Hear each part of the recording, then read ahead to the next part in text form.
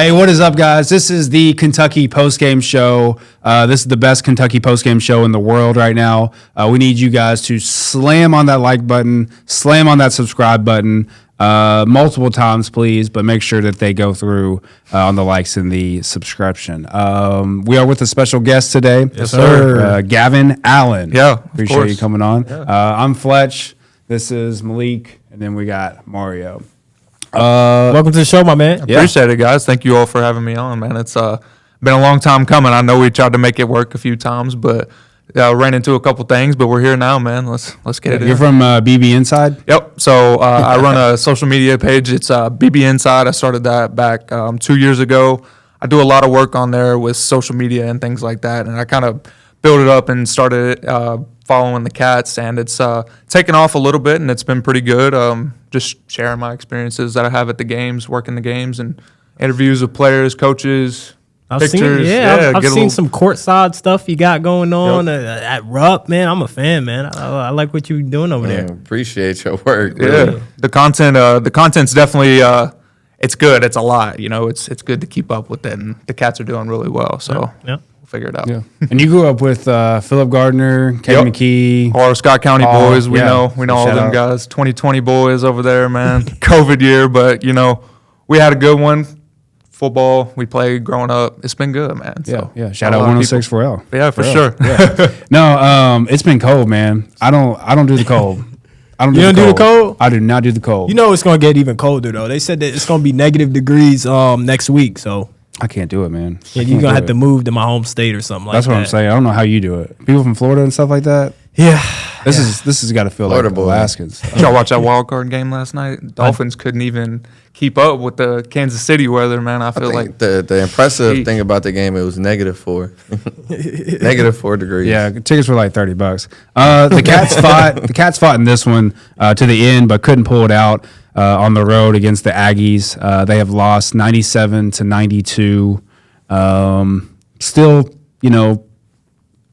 it's just the learning experience, but they like we said, they've it's the SEC, so it's tough. It's tough out here, man. You gotta figure out ways to win, and we didn't get a chance to pull through. I like the fight that we had though, but let's watch some highlights. Let's see what happened last night. Kentucky at Reed Arena in Texas A&M. Man, what a game it was. There's a lot of back and forth. Very entertaining to watch, man. Very entertaining to watch. Like I say, ain't nothing like SEC basketball at all. No, for sure. As you can see, Texas A&M was neck and neck with Kentucky. It was a hostile environment, but man, y'all see that? Man. What's crazy to me is that we've got Uganda coming in and playing already, and it's 12 and a half minutes into the first quarter, into the first half, and Uganda's already in because Aaron Bradshaw's been in bad foul trouble. Foul trouble, yeah. Good to see Justin Edwards knock that down. He's continuing to get better, slowly. But This guy right here, DJ Wagner. Definitely. I don't know about you guys, but talk about a guy who can get to the cup and finish around the basket. DJ Wagner is one of the best. He's a beast. One of the things about this game is definitely showed that basketball is a game of runs. At times Texas A&M was able to pull away with the game. Next thing you know, you look up, Kentucky's back in. They're going back and forth, game of runs. Never was really out of it. For sure. Neck and neck right out of the half. What a pass by Dillingham. He's special. He started out slow in that first half, picked it up, hit 3 back-to-back threes. As you're going to see, I think you're going to see one right here. Maybe no, not kick. Nice extra pass. I mean, look at the rotation we've got going on with these. I mean, the ball movement and the way that they're passing. Trey Mitchell in this game definitely had a tough game. 3 for 13, as we saw, just even that air ball. But, played 44 minutes, played the most minutes out there on the court. He tends to log a lot of minutes in this game. You got to keep him on the floor. You got to keep him on the floor. Boom. Man, A&M, not coming into this game, wasn't known for hitting threes. They hit a lot of threes in this game, though. They sure did. Something about teams when they play Kentucky and they gear up against Kentucky. I've talked about this. Any year and see that. You playing number 6 Kentucky, you got the opportunity to take them down at home. Yep. This is your chance. Like I said, SEC matchup. This is what we look to see. Texas A&M coming off of a huge win, too. Big shot. Big shot. Big shots. You see, he got his teammates really, really up and going.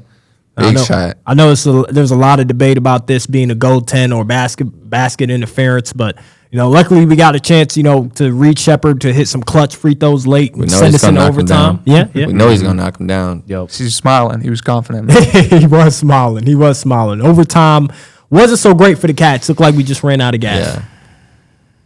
I think they got beat there at the end. Only 3 points in overtime. Yeah. Well, let's talk about it. We got a lot to talk about. First loss in SEC conference play. Let's get down to business and talk about it. So between you guys, what led to this loss for Kentucky against A&M? I think foul trouble was a huge thing. And I mean, I genuinely, with only having 2 of our 7-footers and still missing out on Big Z, and Trey Mitchell played almost 45 minutes of the game. Like he played the entire time. And we can't just rely on just having that one guy when we've got such a deep roster in the SEC to be able to compete. Getting in foul trouble early is definitely something that really affected us, and we could have improved on that. For sure. Maliek, Gavin, Fletch, you know exactly what it was why we lost the game. Ball goes up, hits the rim, ball actually comes down in the air. For some reason, we can't get a rebound. Yeah. We just can't. I don't know if you guys got a chance to see the game, but like Texas A&M for rebounds, I mean, they out-rebounded us. 25 offensive rebounds, including they had at one point they had 3 offensive rebounds in one possession. You got to rebound against teams like this, and we talked about this before the game. We said they got to defend, they got to rebound. They didn't do that, and then second chance points kills us. We don't get out in transition because we're not rebounding. So I mean, if I had something to blame, it has to be the rebounding, and then you can't forget about the defense. We know what type of player we were up against with Texas A&M, the point guard that they had. He's an absolute star, one of the best in the country. Yep. It was a challenge for us to stop him in pick and roll situations, just staying in front of him in transition. So I got to go with those 2 aspects of why we lost, is rebounding and then defense, which it has been a problem for us all year long. I think both of you are right on the money. With the foul trouble as well as we talk about defense. Like I said, going into Wade Taylor had big game, as well as Tyrese Radford. These guys, we're talking about 30 points coming from Radford. These guys were really able to score. But let's be honest, Texas A&M spent a lot of that game at the free throw line. A lot of free throws. Yep. Like I said, foul trouble is a big thing. And that comes with defense, being disciplined. We have a very young team, and you got an away game. We gotta really be disciplined. We knew overtime is going to be even harder being on the road, SEC, and the defense has to be better. We have to do better. It's going to be more SEC games, but I think we took a lot of lessons from this game. Yep. Yeah. How do you get more rebounds than the other team? You go up, grab the ball, it's coming off, and then bring it in. That's how you get more. So obviously we were weak on defense. How does Kentucky fix its defensive issues? You've got to start on the perimeter, man. I mean, these teams are out here getting like 23s a game on us, and it's like whenever you play Kentucky, it's like shoot. It's like just shoot the ball. And I mean, I don't know if that's a point of emphasis that's being made through coaching staff, but it's like any team that's coming in, they're putting up at least 15 to 23 pointers a game, and it's something that our perimeter defense has really lacked, and that gives up a lot of easy points, especially if we're lacking off pick and rolls and things like that, and they're just pulling up and shooting from the range. So I think you're right. We talked about this before with the Missouri game. Like I said, they seemed no urgency to close out on shooters, really giving up free looks open on the 3.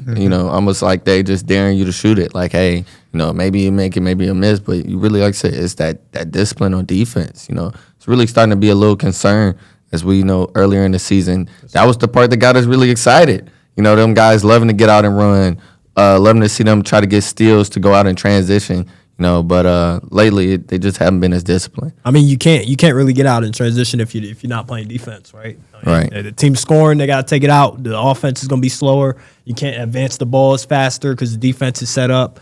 But I got one guy, Adu Thiero. How about that? Why don't we get him back in the lineup? I think he's going to help. Once we get him back in the lineup as far as defense and energy. And then, like you guys said, the discipline is we got to be better disciplined, staying on our feet. Just, moving our feet on the pick and roll. I know Ian Bradshaw, he got a lot of fouls that game, but, he is a freshman. Let's cut him some slack. 6 minutes. Yeah, 6 minutes. Didn't get to play a lot. Didn't get much of a rhythm out there. So, I hope we get to learn from this overall game. Not playing a lot is very generous on 6 minutes. We think about, that's very, very few time on the court, like you said, compared to Trey Mitchell out there logging 44. Even Ugana, that gave us a chance to look at him since, really for 30 minutes, like in a big game that we haven't got to see since he's been out in the boot, So it's been rough, but getting those guys back is definitely a big thing. For sure. Exactly. Did you guys see Rob's comment after the game? Well, it was Rob Dillingham's comment after the game about him missing that winning shot. Oh yeah, that was a tie. Honestly, I thought it was gonna go in. If you guys got a chance to look at it, it went in the rim and just came right back out. Man, I really wanted that moment for him so bad, but he said that in March it's gonna go in. So believe it. I hope he's not jinxing himself or anything like that. But I'm a fan. I hope it goes down. In March. You can't do nothing but say you love it, love the confidence. Yeah. You looked on the brighter side. And it also reminds you that these guys know what they're playing for. They're playing for March. That lets you know their mindset is pretty right. They're not letting this loss today hold them over to the next game. They already know, like, hey, we take it one game at a time, but we have a big goal. It's in March, that big dance. For sure. Yeah, I agree with that. That's a positive, and if you look at it from that perspective, then they're on the right track for sure. Yeah. Go ahead. I was going to say, I think Texas A&M is going to be another team we'll see in March that could really make a deep run if they're able to turn it around. I mean, the way that they've been playing right now, we'll see. I'm sure we'll see them in the SEC tournament. I guarantee you that, and it won't be easy. I think we lost so far, to some pretty good teams. Maybe not as much. I'm not a big fan of Kansas, but I believe the UNCW team we lost to is a very talented team. Right. Yeah, Kansas should never been a loss. That's my opinion. But yeah, UNC Wilmington, that's a good basketball club they got. Yeah. This is the 5th top 6 team to lose this week, and that's a lot. Yeah. What's been going on with the highly ranked teams? Just getting beat like that. Oh man, college basketball. Yep. Yeah, that's the word for you. You get a lot of upsets. Yep. It's not like you're in a 7-game series or a 5-game series where the best team, the best team is going to win, right? College basketball, you get one game, and then a lot of the times, these higher ranked teams, they're getting the best quality underdog team. The underdog team is going to put their best foot forward, like we see against Kentucky. Exactly. We're getting the best version of Texas A&M. So it's like you're going to see upsets here and there, but like I said, that's what makes college basketball so special.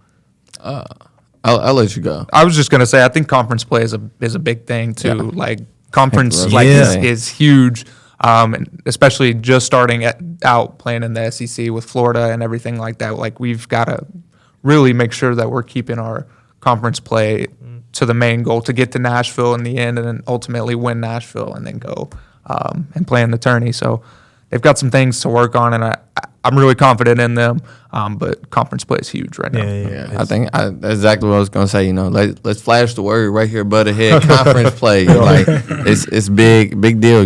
SEC, ACC, it doesn't matter. Big Ten. These guys. You're talking about teams that are very aware of your program. We're very aware of the coaches, what you like to do, tendencies. They really key in. These are.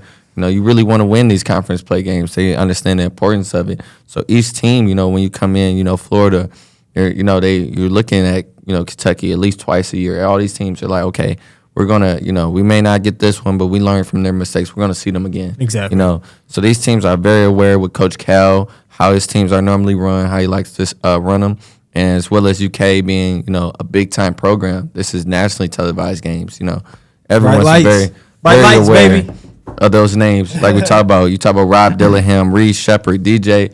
You talk about these big names. These are guys that get, national attention, big NILs. Everyone wants a piece of their heads. Yeah. Everyone wants to, a chance to say, hey, I shut down Rob Dillingham. I was able to lock up, Shepard. All these guys to get all this attention that they may feel is undeserved. So everybody's coming into this game twice as hard. You get Kentucky on the schedule, you're saying, hey, we got to take these guys down. I was say that's a real thing. It's not talked about a lot, but that is a real thing. Kentucky will face Mississippi State on Wednesday, January 17th at Rupp Arena. Mississippi State coming off a loss versus Alabama, 74-84. What do we need to do to win against the Bulldogs? Oh man, I hate to sound like a broken record, but I mean, you got to rebound. I'm real strong on that because it really affects Kentucky's offense in ways that people might not think. You can't get out in transition. You're giving second chance points up, all that good stuff. You got to be able to rebound, especially against Mississippi State. They're another team in the SEC that they crash the glass hard. They got a big fella named Tulu Smith, 6'11", 245-pound man, massive guy that you got to keep off the glass. So, I really hope to see Aaron Bradshaw. This is a guy that I'm really going to keep an eye on because, just coming off of a game where, you only played 6 minutes, you're probably very frustrated. You want to get back out there. You want to prove that, you belong here and that you're one of the best freshmen in the country. It's another big matchup for him. I think we got to, keep an eye on Aaron Bradshaw. It's a very big game for him. I agree completely.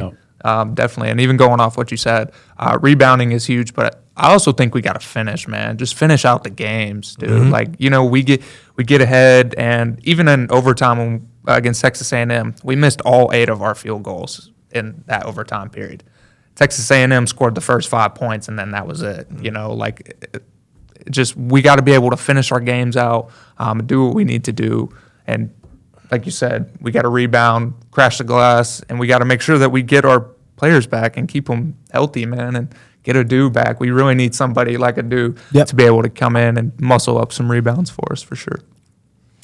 I think what give me is, like I said, being at Mississippi State, no slouch, 12-4. Kentucky coming to the game 12-3.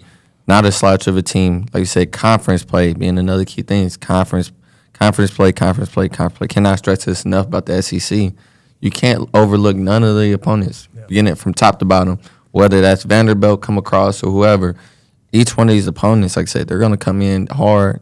And like I said, it's starting and finishing games. I want to put in that emphasis on starting, as well. We showed early in the season we had trouble with starts.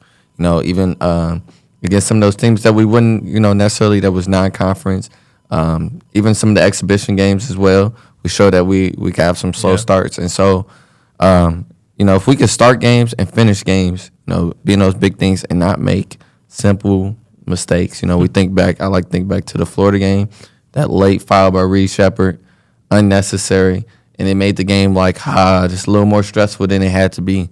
So if we could remove those simple mistakes, like I said, fouls, that's another simple mistake. There's no reason that we should be talking about playing 6 minutes, and or just in those simple mistakes. Like I said, if we could fix those things from start to finish, play solid, confident basketball, then like I said, we'll look like again one of the best teams in the country.